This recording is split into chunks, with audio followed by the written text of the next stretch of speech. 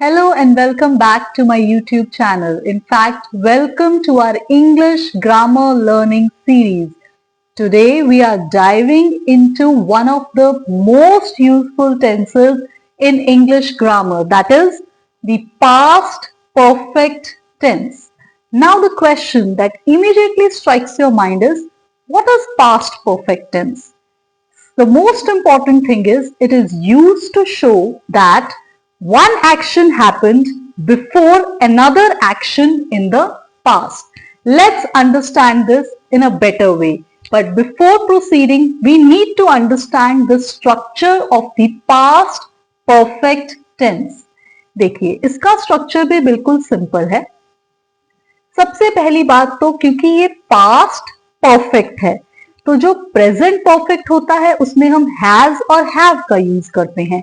तो past perfect होगा तो उसमें हम क्या यूज करेंगे? Had, right. तो सबसे पहले आएगा आपके पास सब्जेक्ट, देन हैड. उसके बाद क्योंकि ये परफेक्ट टेंस है, आप जानते हैं कि परफेक्ट टेंस के अंदर हम वर्ब की थर्ड फॉर्म यूज करते हैं और उसको हम क्या बोलते हैं? पास्ट पार्टिसिपल प्लस ऑब्जेक्ट या remaining part of the sentence. सबसे पहला क्वेश्चन जो आपके माइंड में आना चाहिए कि हमें सब्जेक्ट के साथ क्या यूज करना है. It's very simple. इसमें चाहे सब्जेक्ट आए हो, you, we, they, he, she, it, या फिर सिंगुलर या प्लूरल सब्जेक्ट हो, सभी के लिए इट्स वेरी इजी. आपको क्या यूज करना है? हैड. चाहे आए हो तो भी हैड, और अगर आपके पास वी हो तो भी हैड, दे हो तो भी हैड, राइट. तो ये कंफ्यूजन तो क्लियर हो गई. चलिए आगे चलते हैं. सबसे पहले इसमें एक इंपॉर्टेंट बात मैंने अभी आपको बताया था कि जो पास्ट परफेक्ट टेंस होता है ये यूज किया जाता है शो करने के लिए एक एक्शन जो हैपन हुआ before another action in the past. तो इसको समझना बहुत जरूरी है. इसको हम कैसे समझेंगे? We will understand this with an example. देखिए, ये एक सेंटेंस है. She had finished her homework before dinner. अब अगर आप ध्यान से देखें, यहाँ पे दो एक्शंस की बात हो रही है. सबसे पहली बात हम अगर ध्यान से देखें तो पहली बात कि उसने अपना होमवर्क खत्म कर लिया है, तो उसको हम किसमें एक्सप्रेस कर रहे हैं? पास्ट परफेक्ट टेंस में. दैट इज शी सब्जेक्ट है, देन वी हैव हैड, और उसके बाद हम वर्ब की थर्ड फॉर्म यूज कर रहे हैं. यहां हम फिनिश नहीं यूज कर रहे, हम यूज कर रहे हैं past participle of finish, that is finished. और फिर क्या है? सबसे पहली बात होमवर्क खत्म हुआ, फिर उसके बाद डिनर हुआ. तो आप देख रहे हैं कि दो एक्शंस हैं इसके अंदर, लेकिन जो पहला एक्शन है वो पहले हुआ, उसके बाद दूसरा एक्शन हुआ है, राइट. एक और एक्शन हम ले सकते हैं इसके अंदर एक एग्जाम्पल के थ्रू. जैसे अगर मैं कहूं they had left before I arrived, इसका मतलब दे लेफ्ट, वो पहले जा चुके हैं, उसके बाद मेरा अराइवल हुआ है. तो इस तरह से जो ये पास्ट परफेक्ट टेंस है एक बहुत ही इंपॉर्टेंट रोल प्ले करता है. ज्यादातर हम इसको यूज करते हैं एक एक्शन जो हैपन हुआ दूसरे एक्शन से पहले, लेकिन दोनों एक्शन किसमें है? पास्ट के अंदर, राइट. दैट मीन्स आप एक सिंपल सी बात कह सकते हैं कि इसके अंदर दो एक्शंस हो रहे हैं. जैसे अगर एक सेंटेंस इसको अगर हम दोबारा समझें, they had left before I arrived, मेरा अराइवल बाद में है, उससे पहले वो जा चुके हैं, लेकिन जो पहला एक्शन है वो पास्ट परफेक्ट टेंस के अंदर है, राइट. चलिए लेट्स प्रोसीड फर्दर.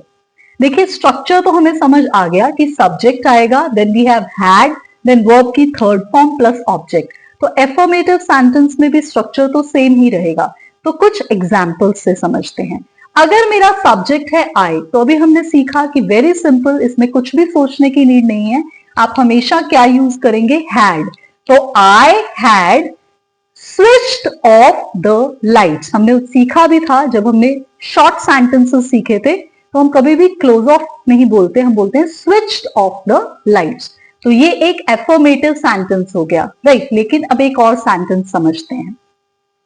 अब क्या है इसके अंदर? अगर मैं कहूं I had already locked the door when I remembered my phone was inside. इसका मतलब मैं पहला एक्शन पहले कर चुकी हूं, मैंने डोर पहले लॉक कर दिया, उसके बाद मुझे याद आया कि फोन कहाँ रह गया, अंदर रह गया। तो ये भी वही बात हो गई, अभी हमने जो डिस्कस किया था कि पास्ट परफेक्ट टेंस की क्या पहचान होती है। एक और कीवर्ड, इसमें ऑलरेडी वर्ड जो है एक ऐसा टाइम एक्सप्रेशन है जो आपको ये भी इंडिकेशन दे रहा है कि ये पास्ट परफेक्ट टेंस के अंदर है। अब इसी तरह से नेगेटिव सेंटेंस कैसे बनता है आप सब जानते हैं, N for negative, N for not. लेकिन पहले सब्जेक्ट आएगा, उसके बाद हैड आएगा, और हैड के बाद आप नॉट लगाएंगे इसके अंदर। जैसे कि अगर मैं कहना चाहती हूं कि मैंने लाइट्स स्विच ऑफ नहीं की हैं, नहीं की थी, की नहीं है, नहीं की थी, तो आप कैसे कहेंगे, I hadn't switched off the lights. अब एक और चीज समझते हैं, जैसे एक सेंटेंस है आपके पास, she hadn't told anyone her secret until now, मतलब अभी तक उसने अपना सीक्रेट किसी को रिवील नहीं किया है। तो इस तरह के सेंटेंसेस के लिए भी हम किसका यूज करते हैं, पास्ट परफेक्ट टेंस का। अगर आपको स्ट्रक्चर क्लियर है, यूजेज क्लियर है, तो you can frame the sentences in the past perfect tense. चलिए let's proceed further. Interrogative sentence का स्ट्रक्चर आप जानते हैं कि उसके अंदर हम सबसे पहले जो ये हमारा हैड होता है वो पहले आ जाता है और सब्जेक्ट बाद में आ जाता है। That means they interchange their position. तो पहले हैड आ जाएगा, तो कैसे हम एक इंटेरोगेटिव सेंटेंस बनाएंगे, यही सेंटेंस है अगर हमारे पास I had switched off the lights. लेकिन अगर आप किसी से पूछना चाहते हैं तो आप कैसे पूछेंगे, had I switched off the lights, and it will end with a question mark. अब एक और क्वेश्चन भी हो सकता है कि अगर आप कहना चाहते हैं कि क्या टीचर ने टॉपिक को एक्सप्लेन किया था टेस्ट से पहले, तो उसमें भी हम पास्ट परफेक्ट टेंस का यूज करेंगे। कैसे कहेंगे, had the teacher explain the topic before the test, right, and it will end with a question mark. तो बहुत ही सिंपल वे में आप इससे सेंटेंसेस फ्रेम कर सकते हैं। और इसकी की क्या है, ज्यादातर इसको स्टोरी टेलिंग्स में या फिर किसी भी काम के ऑर्डर को शो करने के लिए यूज किया जाता है। ज्यादातर जब हम कोई भी दो पास्ट एक्शंस की बात करते हैं और पहला एक्शन फर्स्ट हुआ और उसके बाद दूसरा एक्शन हुआ, then also we will use the past perfect tense, right. चलिए अब हम सीखते हैं कि इसके यूजेस क्या हैं। That's very important. सबसे पहले अगर आपको कोई भी दो पास्ट एक्शंस को शो करना है तो आप पास्ट परफेक्ट टेंस का यूज करेंगे, लेकिन इसका स्ट्रक्चर समझिएगा। सबसे जो पहला एक्शन होगा वो होगा पास्ट परफेक्ट के अंदर, और दूसरा जो पास्ट एक्शन होगा वो होगा सिंपल पास्ट टेंस में।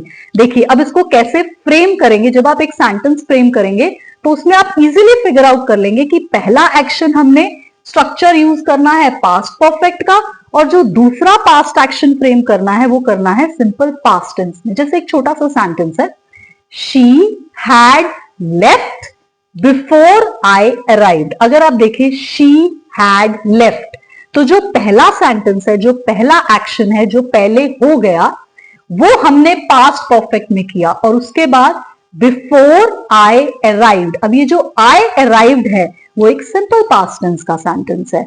तो ये एक इसका इंपॉर्टेंट यूजेज है कि जब हम कोई भी दो पास्ट एक्शंस को शो करना चाहते हैं तो हम एक ऐसा स्ट्रक्चर फॉलो करते हैं कि पहला सेंटेंस पास्ट परफेक्ट में प्लस उसी के साथ कंबाइन करते हैं बिफोर वर्ड का यूज करके, दूसरा उसके साथ कनेक्ट करेंगे विद सिंपल पास्ट। चलिए लेट्स प्रोसीड फर्दर।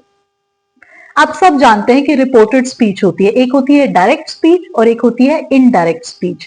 जब हम रिपोर्टेड स्पीच की बात करते हैं तो हम किसी के कहे हुए वर्ड्स को आगे रिपोर्ट करते हैं, तो वो इनडायरेक्ट स्पीच होती है। तो उसके अंदर भी हम इस पास्ट परफेक्ट टेंस का बहुत यूज करते हैं। जैसे कि उसने कहा कि उसने चाबी गुम कर दी या खो दी, जैसे आप हिंदी में बोलते हैं, तो इसको भी आप पास्ट परफेक्ट टेंस में कहेंगे, लेकिन रिपोर्टेड स्पीच में कहेंगे। कैसे कहेंगे, he said that he had lost his keys, right? चलिए लेट्स प्रोसीड फर्दर। देखिए जैसे मैंने पहले ही कहा कि इसके अंदर टाइम का ऑर्डर इसको बहुत अच्छे से ये शो करता है टेंस, तो इसमें टाइम एक्सप्रेशन का बहुत इंपॉर्टेंट रोल है। कुछ ऐसे कीवर्ड्स हैं जिनका हम यूज करते हैं इसके अंदर, राइट, जिसमें कुछ इंपॉर्टेंट कीवर्ड्स क्या हैं, बाय द टाइम, अभी हमने यूज किया कितनी बार बिफोर वर्ड का, राइट, आफ्टर। अभी हमने एक सेंटेंस में यूज किया था ऑलरेडी का, I had already lock the door, frame किया था हमने सेंटेंस। उसी तरह से जस्ट या नेवर, जैसे अगर मैं कहना चाहती हूं कि वो पहले ही खाना खा चुके हैं, तो इसको भी आप पास्ट परफेक्ट में फ्रेम कर सकते हैं। दे हैड ऑलरेडी, ईट नहीं कहेंगे, या third form of verb use होगी, ईट, एट, ईटन, तो they had already eaten. By the time भी यूज कर सकते हैं, by the time we got there the movie had started, right. तो ये इसका एक और इंपॉर्टेंट यूजेज है। Let's proceed further. अब कुछ कंडीशंस होती है वो फुलफिल नहीं होती हैं। क्यों नहीं होती हैं? उसमें एफर्ट्स ही नहीं डाले जाते हैं। तो एक सिंपल सा सेंटेंस है, अगर मैं कहना चाहती हूं कि अगर सारांश हार्डवर्क करता तो उसको स्कॉलरशिप मिल जाती, तो अनफुलफिल कंडीशन है ना, पहली काम ही नहीं हुआ तो दूसरा काम कैसे होगा? तो उसके लिए भी हम पास्ट परफेक्ट टेंस का यूज करते हैं। जैसे हम कह सकते हैं इफ सारांश had tried hard he would have won the scholarship। Unfulfilled condition है, राइट। चलिए इसका अदर इंपॉर्टेंट यूजेज पढ़ते हैं। कुछ वर्ब्स होते हैं, जैसे हम कहते हैं एक्सपेक्ट करना, किसी से किसी चीज की होप करना, सोचना, थिंक करना या वांट करना। लेकिन कई बार क्या होता है कि जब हम जिस चीज की होप करते हैं या विश करते हैं वो चीज पूरी नहीं होती, उसके लिए भी हम यूज करते हैं पास्ट परफेक्ट टेंस का। जैसे She had wished to serve her parents, मतलब उसने विश तो किया था कि वो अपने पेरेंट्स को सर्व करे, बट वो नहीं कर पाई, तो उसकी वो विश फुलफिल नहीं हुई। इन दैट सिचुएशन ऑल्सो हम किसका यूज करते हैं? पास्ट परफेक्ट टेंस का, राइट। या फिर हम कह सकते हैं कि जो मैनेजमेंट है उसने इंटेंड किया कि वो कुछ एम्प्लॉयज को फायर कर देगी, दैट मीन्स उनको निकाल देगी, लेकिन यूनियन ने उस चीज को रोक दिया, दैट मीन्स उनकी ये कंडीशन भी फुलफिल नहीं हुई। तो how you can frame a sentence in English? The management had intended to fire some employees but the union stopped it. तो बहुत ही इंपॉर्टेंट टेंस है।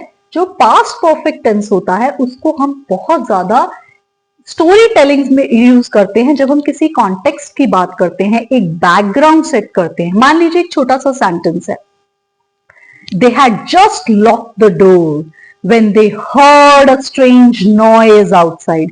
तो अगर आप यहां ध्यान से देखें तो हमने एक बैकग्राउंड सेट किया है। क्या बैकग्राउंड सेट किया है?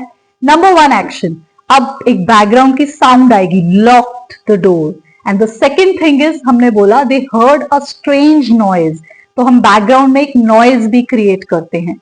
तो बहुत ही एंगेजिंग स्टोरी टेलिंग के लिए भी हम पास्ट परफेक्ट टेंस का यूज करते हैं। It's a very important tense, right. तो आई विल रिक्वेस्ट यू कि आप इसको अच्छे से समझिए, बिकॉज इस टेंस का बहुत इंपॉर्टेंट रोल है। इसका स्ट्रक्चर अच्छे से समझिए, एफर्मेटिव, नेगेटिव और interrogative sentences and its usages. I hope you like this video. Don't forget to subscribe to my YouTube channel. Happy learning. Bye.